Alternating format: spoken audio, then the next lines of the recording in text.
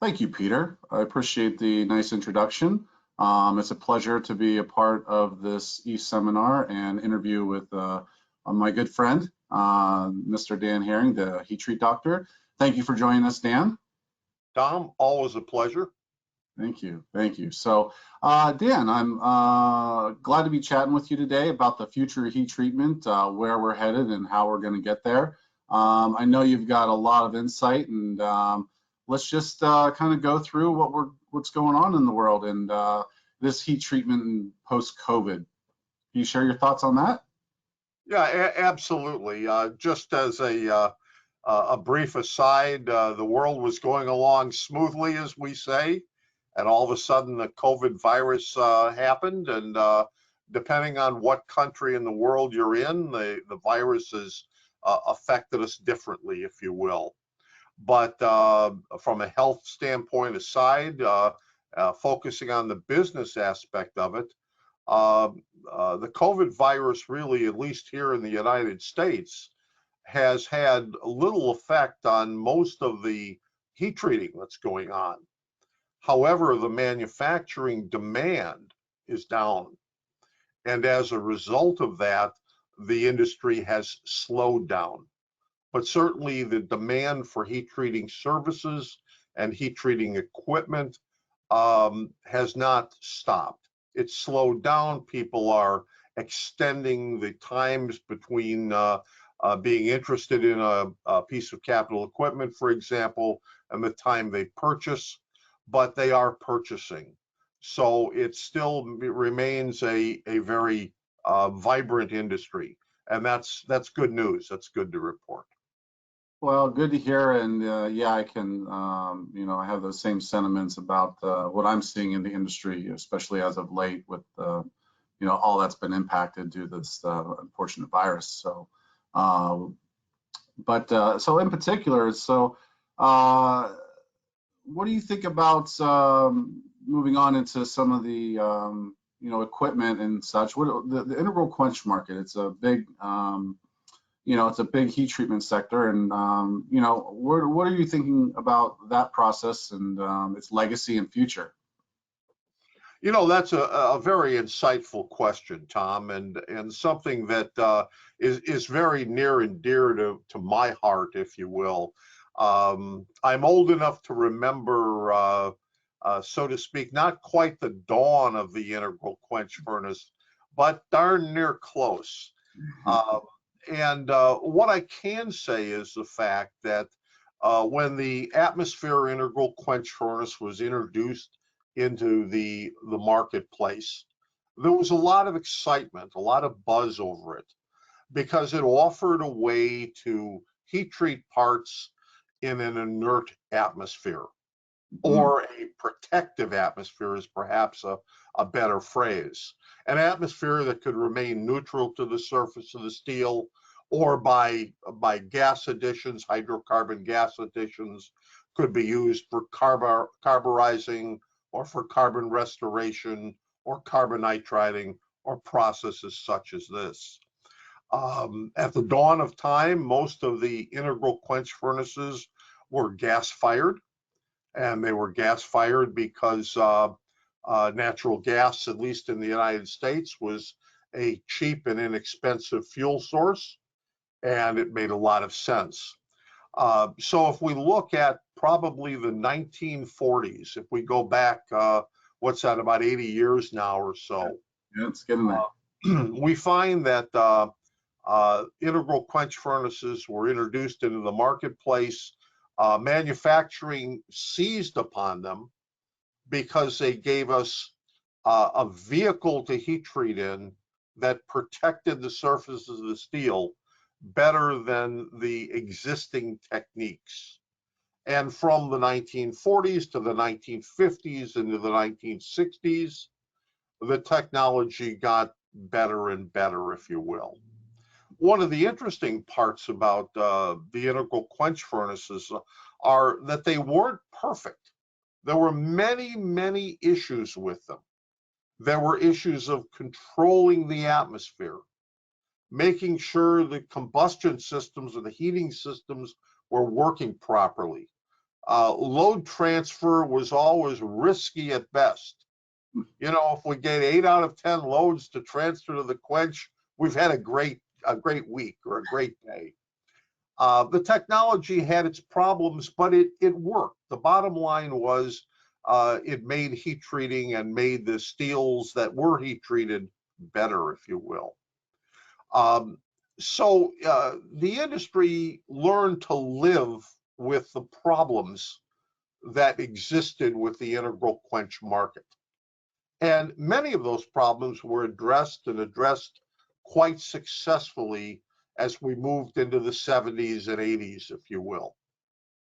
But back in the day, back in the 1960s, there was certainly, and early 1970s, there was certainly a need for an alternate technology. And ironically, this was the birth of the vacuum carburizing industry in the late 60s, early 70s. And I often lament, because I'm a great advocate of vacuum carburizing, I often lament that had it been a robust technology when it was introduced in the late 60s, early 70s, that today there wouldn't be any atmosphere integral quench furnaces. Really? But unfortunately, vacuum carburizing had both equipment and process problems. The old joke back in the day was vacuum carburize a load, change your heating elements. Then you're ready to vacuum carburize the next load. Right. So vacuum carburizing was fraught with problems as well. But one of the things that I always call the savior of the atmosphere integral quench furnace was the invention and widespread use of the oxygen probe. Or the invention of the oxygen probe, which corresponded to the early 1970s. Before that time, we were using dew cups, dew pointers, and sometimes infrared analyzers, although that technology was very, very touch and go in those days, very unstable. But the point is that with the introduction of the oxygen probe, with the taking advantage of the fact that we understood the problems with atmosphere integral quench furnaces, we saw a rebirth of that technology in the 1970s, the 1980s, continued on into the 1990s, the 2000s, up until today. I like today's atmosphere integral quench furnace. It's a dinosaur, in my professional opinion, but it's the technology that we know, that we trust will work. And we've always been struggling to find a technology to replace it. And I'm happy to report and proud to say that low pressure vacuum carburizing, which came to be in the mid 1990s and solved most, if not all, of the process related problems. And with the improvements we've had today in the equipment that's taken place, we are ready to see a transition, in my mind, my professional opinion, from atmosphere integral quench furnaces to not only vacuum integral quench furnaces, but hybrid designs, which incorporate atmosphere and vacuum carburizing technology in one machine. And so as a result of that time, I don't see atmosphere integral quench furnaces disappearing from the market anytime soon. But I see that within the next 10 to 20 years, there'll be a transition into hybrid technologies or more vacuum carburizing equipment. Yes. I can't help but notice as I look over your shoulder that there's a couple of SECO Warwick vacuum oil integral quench furnaces, I believe, in that photograph. May have been a reason for asking the question. So Well, good. I appreciate that insight there. And you mentioned over, the upcoming years about where industry can be going, at least this particular furnace process. But how about the USA market in general? How's that? I mean, of course, COVID's impacted it, as such. But can you speak to the USA market and where it's currently standing in, these days? Well, I will, and I'll try to frame this, Tom, in a way that hopefully I won't lose the audience, if you will. But we analyze markets and we analyze the health of the American or U.S. economy by looking at the GDP, the gross domestic product. And sometimes we hearken back to the days when World War II and post-World War II, where the GDP was almost 40% of the US economy. And that has dropped over the years steadily until today it dropped into the 11.5 to 12.5% range. So the US industry, the North American market, was suffering a dramatic decline in manufacturing, because that's the manufacturing GDP. The good news of this COVID virus is that everyone has realized, the government in particular has realized, that we must once again reinvest in manufacturing.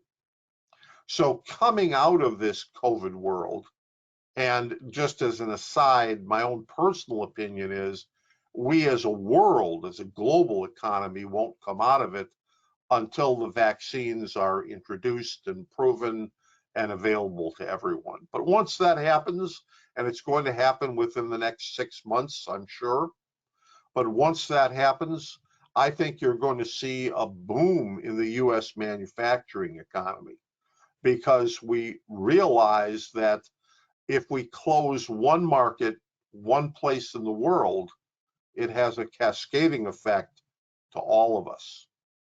So I think you're going to see, not only in the US, in Canada, and in Mexico, but I think you're going to see it in Europe. I think you're going to see it in Asia. You're going to see more investment by individual countries in increasing their manufacturing outputs and becoming more self-sufficient with what they manufacture. So that's my view on what I see. I see a real boost or growth in the GDP, a growth in the manufacturing segment, therefore a growth in the heat treat industry because of this move to become more self-sufficient around the world, literally. Almost vertically integrated, from a manufacturing standpoint, from a country to be self-sufficient, as you say, is beneficial now, and it's good to see that the government, albeit to do the pandemic, realizing that and hopefully investing more in that infrastructure. Well, I'll give you one quick example. It has nothing to do with heat treating, but it gives you an example of manufacturing capability, at least here in the United States. When this pandemic began and we started to test people to see if they had the COVID virus, we needed cotton swabs to test. Now, it turns out there was one manufacturing company in the entire United States of America that manufactured cotton swabs. And they happen to be in the lovely state of Maine, which I think is a wonderful state, by the way. But what a sad commentary on the state of US manufacturing when there is one and only one manufacturer of a particular item that, in terms of the pandemic, was an absolute necessity. Yeah. So this is what I think is a microcosm of what we're going to see throughout industry. We're going to say, we can certainly rely on aerospace bearings purchased from anywhere in the world, but we want to have our manufacturing capability of that product to sustain ourselves if our global supply chain breaks down. And that's what happened during the virus, is the global supply chain broke down. And as demand dropped, manufacturing then dropped accordingly. So it was a vicious cycle. But I see it really growing in the future. Okay, well, good, very, very good. So, all right, well, and in regards to the U.S. market you spoke to, and do you see any different in the other global markets, European, Asia? Are they along the same trend lines, or are they differing in any way that you can see? Well, I certainly see, as we all do, that the Asian market it's huge and it's going to continue to expand at a very, very rapid pace. I believe that the European market will bounce back and become stronger than ever. I again see although we have a global manufacturing chain, I see each individual region wanting to become self-sufficient in and of themselves. So I look at I believe the U.S. will be slower to bounce back because, unfortunately, the number of COVID cases is quite high here, just as it is, for example, in Brazil. To give an example, we have 6 million COVID cases here. They've just passed 4 million COVID cases. It's an incredible or staggering number. And these things have an effect on the economies of these countries. So I think Europe, as a complement, Europe and Asia, I think they handled the virus better and their economies will bounce back quicker. But I do believe that the US's economy will ultimately bounce back stronger and more and to a greater extent, because there's going to be a reinvestment in manufacturing. Okay, good. Well, that's all good about the markets. Maybe we can shift gears a bit and let's talk about quenching. Quenching is near and dear to my heart. I had a lot of experience in my years with that particular process, done with different medias. Maybe you can talk to that and tell our viewers here just some various, quenching applications and how they relate. And sure, exactly, Tom. Be more than happy to. I mean, I guess I don't have a least favorite heat treating topic. I love them all. Right. So quenching is certainly near and dear to my heart as well. Let's just say that between the two of us, mainly on my side, I've quench cracked more parts than you've probably seen in your lifetime. But anyway, from that standpoint. But there's two aspects to quenching that I think are important. People are always trying to find a better and better quenchant. But the real secret to success in quenching is to use the quench media that gives you the best management of distortion. And notice I didn't use the word controlling distortion, but I talk instead about managing it. I believe to whether you're high pressure gas quenching, whether you're oil quenching, whether you're salt quenching, whether you're water quenching, whether you're cooling in air, you're going to get a certain amount of movement of that part for a given set of heat treating conditions. So to me, it's understanding distortion and managing distortion that's critical. And this brings me up to a topic that's maybe a little bit, Tom, aside from quenching, but I think is important from a global perspective. One of the biggest changes that I see occurring today are in our steel mills, of all things. Mhm. Now, as heat treaters and people that heat treat what I like to call semi-finished goods, as opposed to primary metals. I mean, we put thermal processing and heat treating equipment into steel mills as well. Mhm. But typically, when we talk about heat treating, we're talking about gears and bearings and component parts of some type that are manufactured. Right. But there is and I don't even want to necessarily use the word evolution, but I want to use the word almost revolution in the steel industry that's taking place. Um, Back in the 1980s, the furnace industry started to divest itself of their technical talent. In other words, heat treat and furnace companies in particular, and heat treat suppliers found that they could afford to only keep a limited amount of technical people on staff. That's why the Dan Herrings of this world became consultants to the heat treat industry, because the furnace manufacturers couldn't afford our services, so to speak. So we then went out independently into the world and became consultants. Well, what I find is the fact that the steel industry is divesting itself of its talent, similar to what the furnace industry did back some 30 years ago now.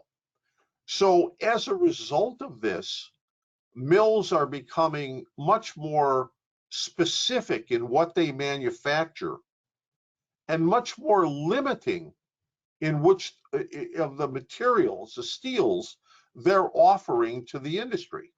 And by the way, it can be steel, it can be ferrous or non-ferrous materials. It can be aluminum or aluminium, as I like to say. It can be titanium alloys. It can be a variety of different products. But the mills are becoming limiting in their offerings and limiting in their technical support.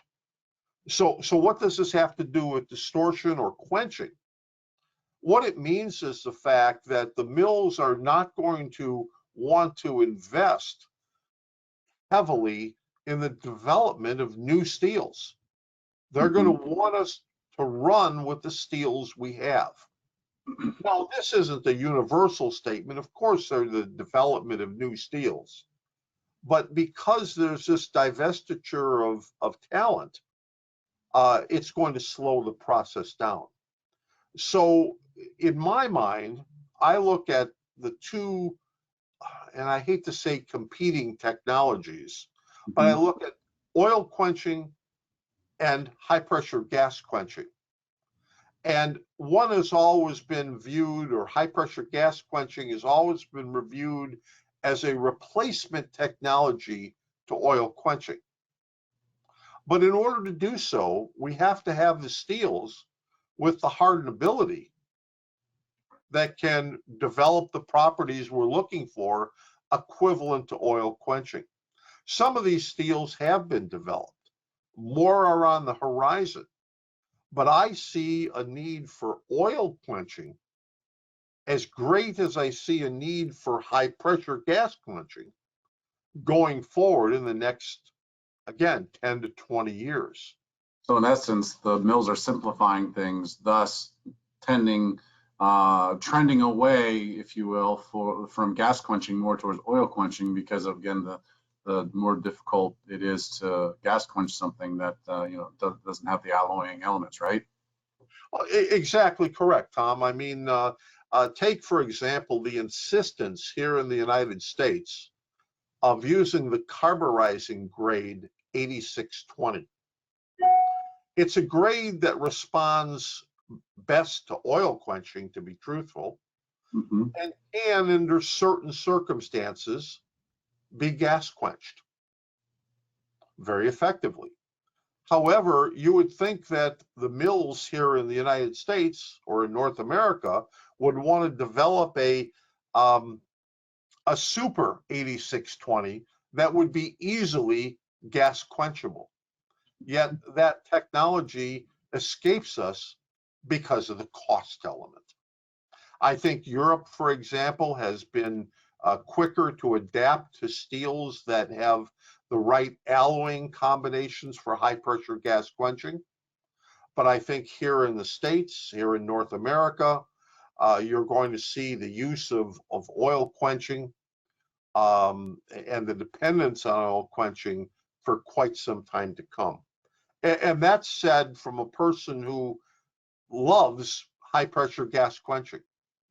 Now, there are technologies, Tom, and I don't want to make this a SECO-centric discussion, but there are technologies such as SECO's 4D quenching of individual parts quenched one at a time that I think are technologies that are poised to become a dominant part of the industry as an alternative, for example, to carburizing, slow cooling, reheating, and press quenching, for example. I see this technology being able to eliminate the press quenching and go directly into producing a part with a predictable and controlled distortion rate. So there are some technological advantages that are going to replace oil quenching. But I still see in the next 10 to 20 years, oil quenching and high pressure gas quenching being, once again, competing technologies to one another. Okay. Well, good. Well, and you touched on distortion as well, because that's a big factor in the manufacturing process. In particular, from oil quenching to gas quenching, one being softer, one being more aggressive. You know, I had a discussion with Tom Morrison at MTI for FNA, and distortion is very critical to so many components and their end uses. You know, how can users limit their distortion? What other, you know, a 4D quench is one way, but perhaps, you know, some other techniques might be available. Sure, it starts with, that's a great question. It starts with looking at the hardenability of the material. It really starts by looking at the end use application of the component that's being manufactured. Then it turns around and it looks at the hardenability of the material. It also looks at the necessity for how we process that material. Take, for example, we seem to carburize a great many components today because of the advantages that carburizing brings to a particular component part. But there are other technologies, nitriding is an example, which is a lower temperature process, which results in far less distortion. And we have to have the right steels and we have to have the right engineering designs, but we can replace a higher temperature, more distortion prone technology with a lower temperature, less distortion prone technology. So as a result of that, I see really changes in processing being a major part of what is going to help the distortion control. I will also say that I think modeling and modeling software, which has come on very strong in the last 20 years, is going to allow us to do things on our computers today that as design engineers, we've never had the tools to do in the past. What it's akin to, Tom, is you may recall this, but at one point in time in the aircraft industry, every airplane was test flown. When you developed a new airplane, that plane was flown by test pilots, obviously, but that plane was a prototype was manufactured, the plane was flown, and all the bugs that were in the plane were discovered and then corrected. And although there's been some hiccups in the computer-aided design end of it, the era of building a prototype airplane and going through a series of test flights to debug it is a thing of the past. Now it's all done with very advanced software.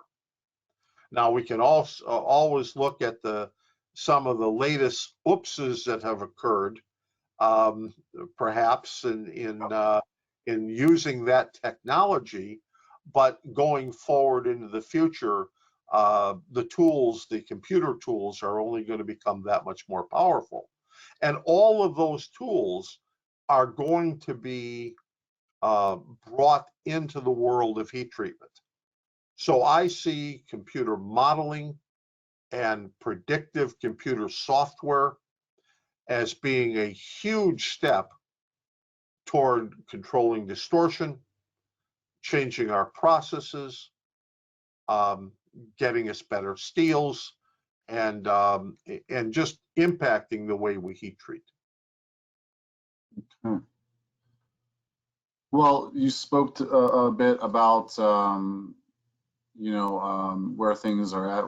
How can you speak to how the electric cars are impacting the market, and the fact that the heat treatment is so, with automotive historically being reliant upon heat treatment, and with the shift to electric cars, how do you see that dynamic playing out?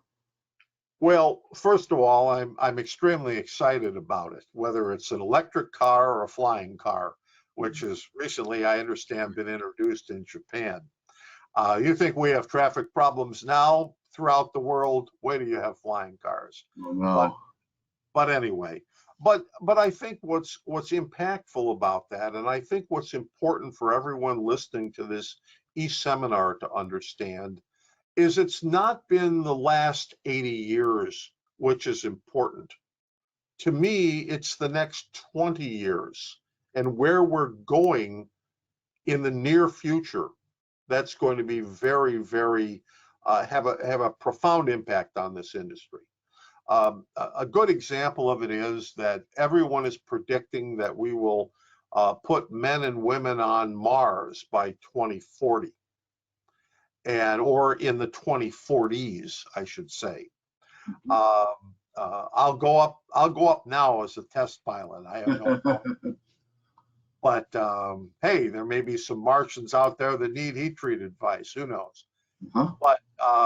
But the idea being the fact that in the next 20 years, I think the furnace manufacturers and the thermal processing industry will undergo a tremendous transition from where we are today to where we need to be tomorrow.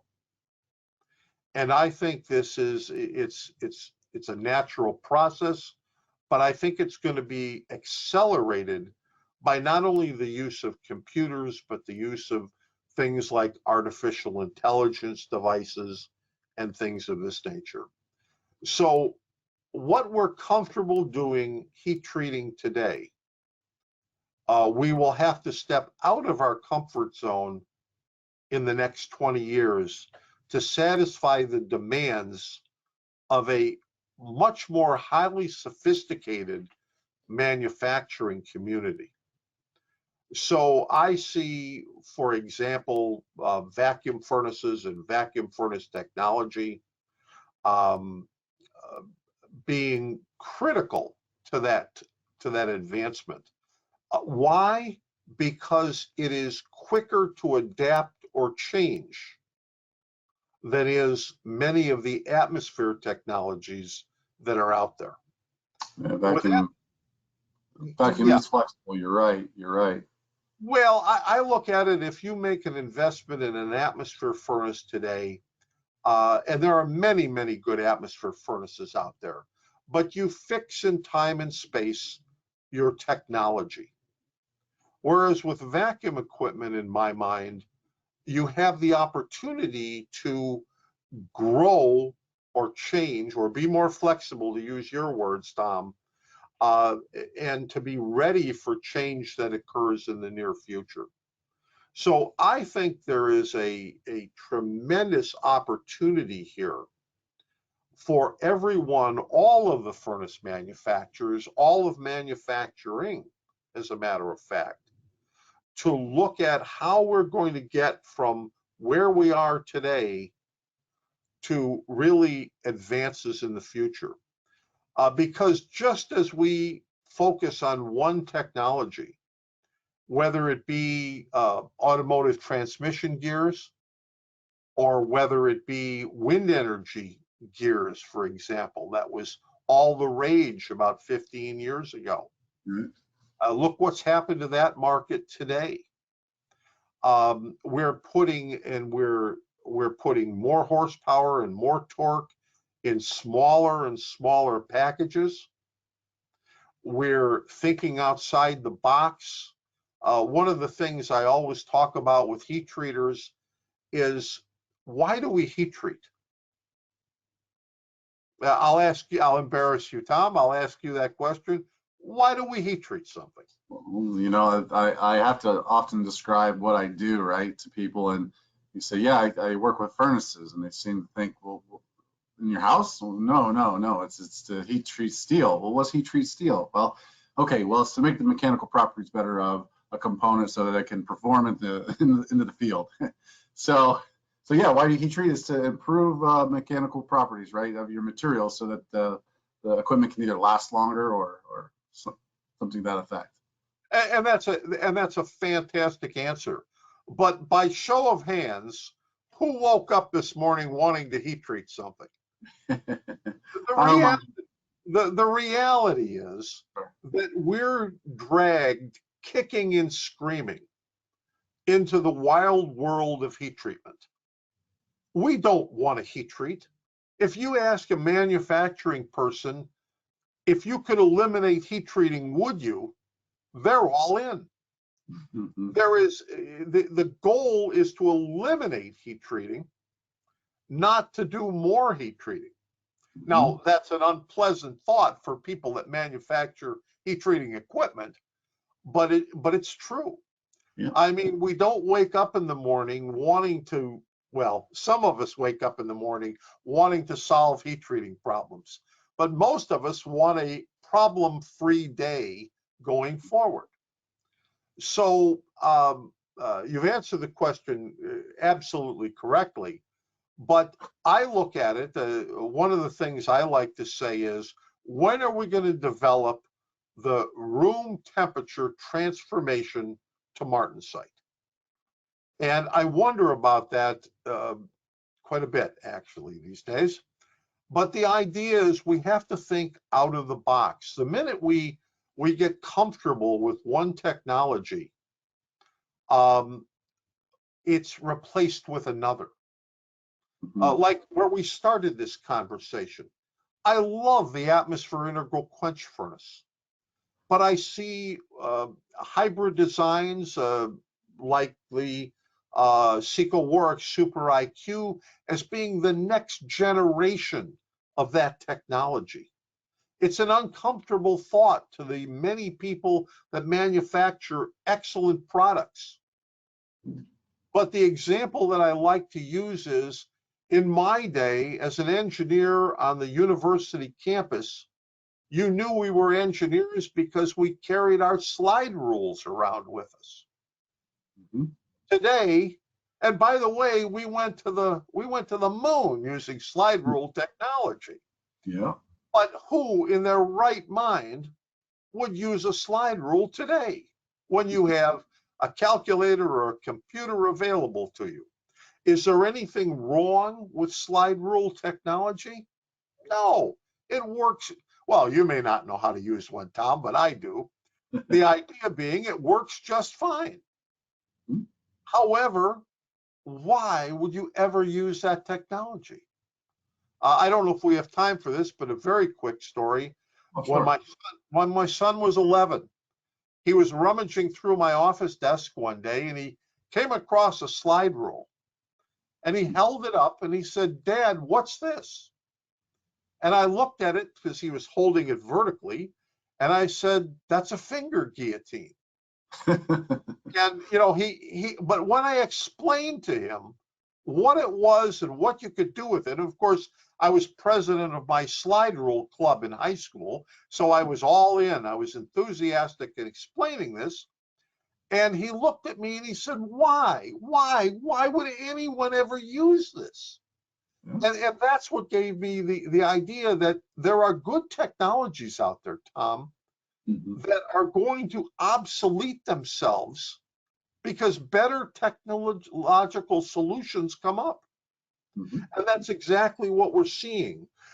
You have the evolution of the integral quench furnace, the evolution of the gas nitrider, if you will, into different designs. You have additive manufacturing taking the place of conventional manufacturing today. It's going to have a significant impact on the future of heat treating. And the future of how we make products, if you will.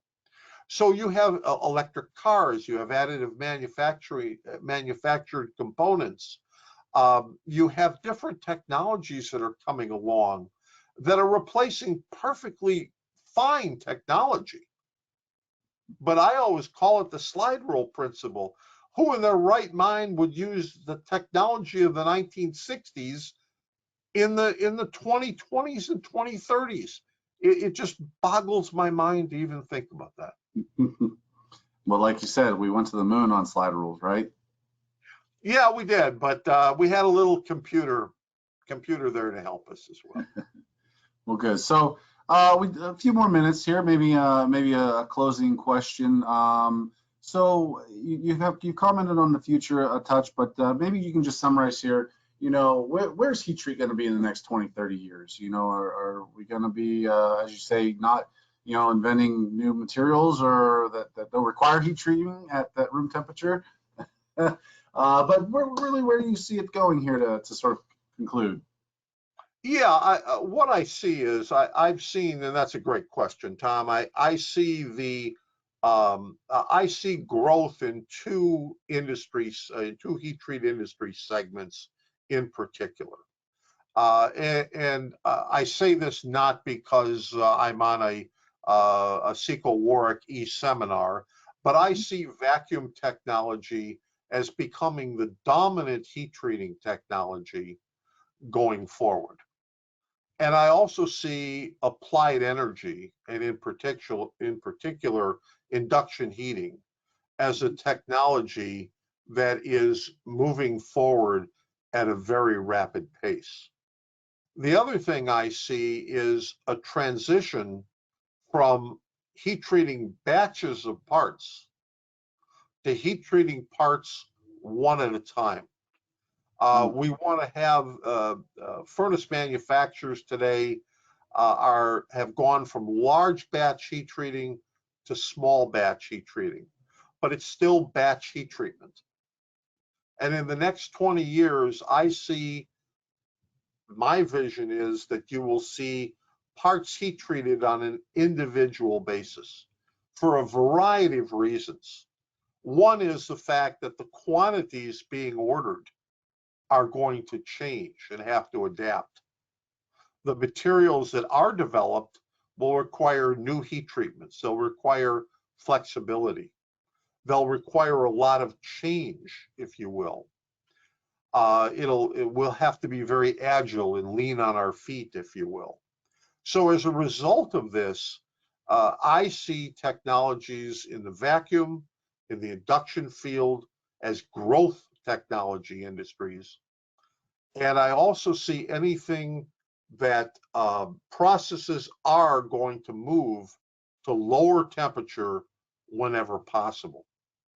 Because if you look at the amount of money that's spent to control or to negate the effects of distortion from heat treatment, you either want to eliminate the heat treatment process, which isn't practical, or you want to have a heat treatment process that gives you consistently minimum distortion, if any distortion.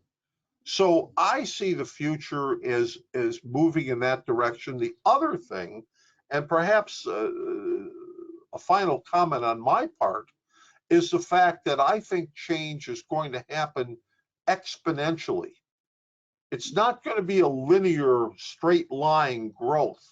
It's going to be an exponential growth upward, if you will. So I think in the next 20 years, you're going to see as much change to the heat treating industry as you have in the past 80 years. And I really, truly believe that. So I think that's where this industry is headed. It's headed to those technologies that are flexible, those technologies that are adaptable to change. And that's my view or thoughts on it. Dan, well, thank you. That's as always, it's your insight is welcomed. It's very, very. You have wisdom. We appreciate that, and thank you for joining us in our e-seminar. It's been a pleasure, and I look forward to seeing you again outside of a computer. There you go. Absolutely. And just as an example, e-seminars, COVID notwithstanding, are going to be the future. This is how the future is going to look. So welcome to the 21st century, everybody. Thank you, Dan, and thank you everybody for joining us today. Yes, Take care. thank you.